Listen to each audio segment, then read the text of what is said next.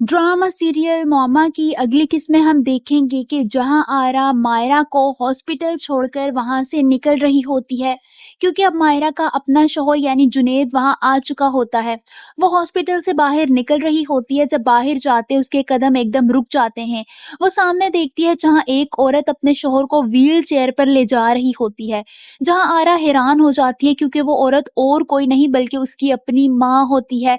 वो हैरान होते हुए आगे बढ़ती है और उनके पीछे जाती है और पास पहुंचकर वो अपनी माँ के कंधे पर हाथ रखती है और हैरानी से उनको देखने लगती है। कंधे पर हाथ महसूस करके उसकी माँ पीछे मुड़ती है कि जहारा को देखकर वो भी हैरान रह जाती हैं, क्योंकि उनके लिए तो जहारा बरसों पहले मर चुकी थी। उनको लगा था कि जहारा मर चुकी है और इस दुनिया में नहीं है। अब एकदम से उसको सामने देखकर वो हैरान और परेशान हो जाती हैं। वो अपनी जगह पर सुन्न हो जाती हैं। जहाँ आरा भी जहाँ होती है वहीं की वहीं रह जाती है। उसे यकीन ही नहीं आ रहा होता कि वो अपनी माँ को देख रही है। दूसरी तरफ आसिया अपने शौहर की बैग की तलाशी ले रही होती है, जब अंदर से उसे एक एनवेलप मिलता है जिसमें 5,000 के चंद नोट होते हैं।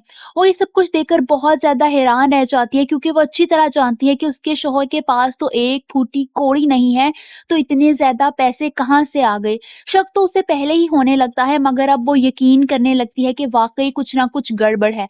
अभी वो ये पैसे देख ही रही होती है कि उसका शौहर यानी आशिक अंदर दाखिल होता है और हैरानी से देखने लगता है, क्योंकि आसिया को सारे पैसे मिल चुके होते हैं।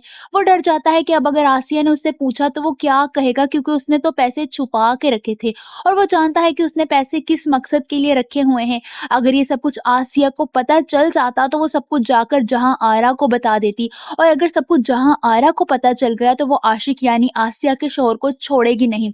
आशिक को बहुत ज्यादा डर लगने लगता है। उसे समझ नहीं आती कि वो क्या करे।